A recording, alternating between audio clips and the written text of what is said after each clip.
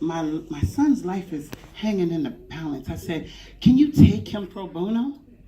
And I'll pay you. I promise. Whatever it takes, I'll pay you. He said, we're sorry. We can't do it. I said, we're talking about my son's life. He said, sorry, we can't do it. He said, do a fundraiser. I said, I've been doing fundraisers. What are you talking about? He said, do one online.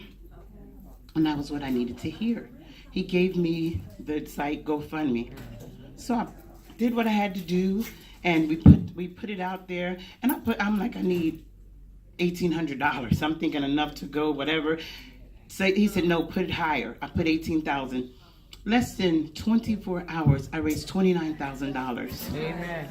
Less than 24 hours. But even then, less than a week, I raised over $100,000. Recordable.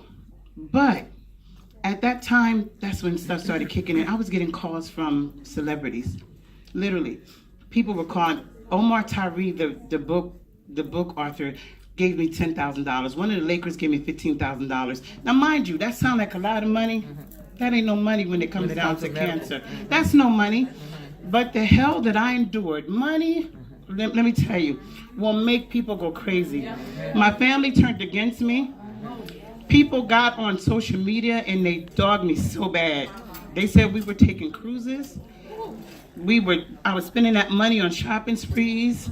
They said so many ugly things. I had churches take up offerings and didn't give the money to me. I had people, every time I would turn around, I'd go on social media and there's a flyer of my son. We're doing such and such and the proceeds are going to Brandon. They were lies. I was a come up for a lot of people.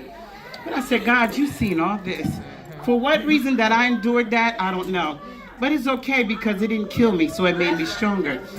But let me tell you, I promise, I'm a close, but it's so much that I need to tell. But it was so much glory in this because God yet prevailed through this whole thing. He yet prevailed through this whole entire thing. And in the midst, when my son was in the hospital, his friends would come and see him, and he would say, man, I'm running for my life. And he would minister to them as he was laying in his bed. My child touched the world, not the city.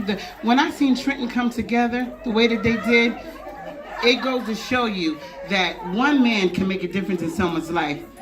They did a write-up on him in a newspaper that said, a city that's riddled in gun violence, gang war, and bloodshed, it took one man to bring a city to peace. And it was my son. I'm proud to call him my son. Amen. I'm really proud to call him my son. But let me tell you, through all of that, I would leave him. We end up going to Hawaii because everything failed in Mexico. They understood the thing would bleed every now and then, so they didn't want the responsibility. So we found a place in Hawaii, and that's when it really got real. But the stuff that I had to deal with, but I just would not give up. On the way, going to the airport, our limousine, but not even then, on our way going to Trenton to pack our bags. My son was in the hospital 3 days before his birthday. I have the picture. He bled while he was using the bathroom, and the bathroom looked like a crime scene. Blood all on the walls, on the floor, in the toilet. And he laid down. I told him to lay down on the floor and breathe like I taught him. We called the ambulance. They took him and they put him in the hospital. And they kept him there to keep his levels up because they know we were flying out. But when we on our way going to Trenton to get my daughter-in-law's stuff so we can get ready to get our flight, we got arrested. Both of us got arrested because we missed court dates because of being in the hospital. They were minor things. But they ended up letting us go. Get to Trenton. I lost my daughter-in-law's key. She couldn't find the key to get in the house to get her clothes. 3 hours later, we found somebody. She got in the house, got her stuff. Got back on our way to the airport. The limousine broke down. Oh, man. We missed our flight. Every flight was going out delayed except Hawaiian Airlines. We missed our flight. So we had to stay. We had to go. And my sister said, just stay at JFK. You're going to be close to the airport. Stayed at JFK. Did what we had to do. Picked up all of our luggage. We're wheeling my son out in the wheelchair. As we get to the elevator door, my son said, wait, I feel something wet. He did like this, and he pulled out a handful of blood. Now, mind you, we never checked in for our flight or nothing. We had a half an hour to get from the hotel, JFK, to the airport. So she had to run him back in the room, change his clothes, throw his sweatsuit away, did it all over again. Got down there to the lobby, The first shuttle, somebody took it. The second shuttle, my son was 6'5", 240 pounds. So we had to lift him up and get him on. He couldn't walk that well. We had to get him on that shuttle. When we got him on the shuttle, got to the airport, where they left us off at, our gate was maybe from here to, no exaggeration, maybe from here to where Pizza City is. That's where our gate was. So I said, you do what you have to do. I'll go and check our stuff in. I get to the gate. They said, I'm sorry, it's closed. I said, no. You can't close it. You don't know what we just went through. You can't close it. You have to let us on this flight.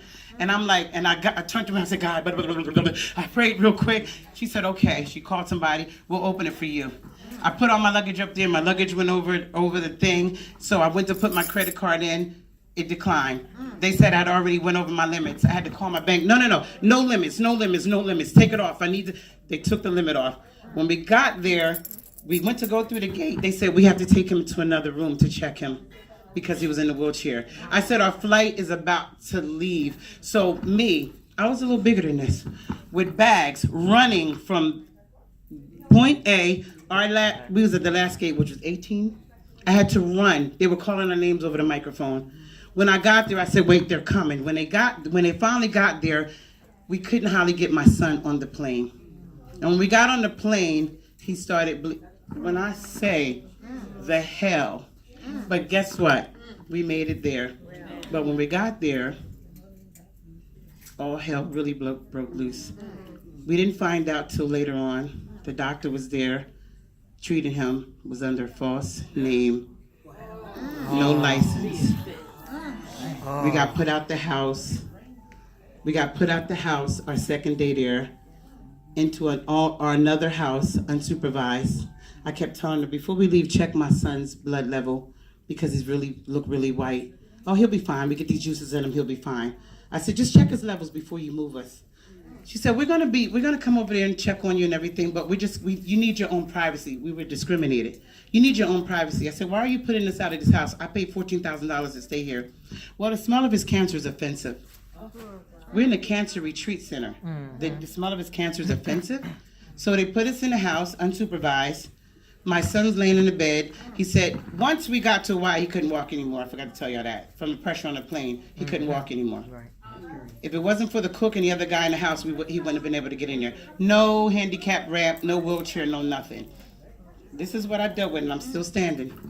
When the night that we were in the house by ourselves, we get him, he said he had to go to the bathroom. We get him up, put him in the bathroom. He's sitting there on the toilet, and he's trying to use the bathroom. He says, Mom, hurry up, get me up, because I'm getting lightheaded. So I said, don't worry, baby, I got you. So I'm in there trying to fix his linen, get the bed together. So he said, Mom, hurry up, I'm having this feeling again. I know what that meant. So when we went to stand him up, when he stood up, he just started bleeding. And my daughter-in-law's on her knees trying to compress the bleeding. He's standing there like, get me to the bed. So we're trying to get him. We undergird him. He goes to take one step. He slips and falls on his blood. And he's on his knees. He's like, get me up. We're talking dead weight. Get me up. We go to try to lift him up. His eyes roll in the back of his head. He flatlines. No pulse, no nothing. My daughter-in-law drops his arm. She starts screaming, and she runs out of the house with the phone, calling the ambulance. So I'm standing there, a mother. My son has no pulse, and he's slumped. I took a deep breath. I undergirded him. Here's me, and there's the bed. I don't know how I got into that bed. I know that's right. But he was face first, down like this. I pointed to the back of his head, and I pleaded the blood. I said, you will not die. I grabbed him from under here. I pulled him. I laid him down. He was very heavy. He hit his head because he was heavy. Laid him down. I got on my knees, and I began to give him CPR. And every time I hit his chest, I said, the blood of Jesus. The blood of Jesus. And I would blow in his mouth. So my daughter-in-law ran up the steps and said, Miss Tammy, I can't find the address. She couldn't find the address to tell the ambulance. And as I'm on my knees, she just threw the phone in the air, and I grabbed it. I said, switch. She threw the phone. I grabbed it. I got it, and I started running. Ran next door to neighbors banging on the window, help us, please. They closed their shades. So as I was running back across the road, I said, God, please, please, please. A light shined down on the address. And I saw the number, and I told them it was 45 minutes from the mainland for the ambulance to get to where we was. When I got back upstairs, my son was breathing. She had brought him back, and we just high-fived. I was like, yes! And when we got him there, the doctor said,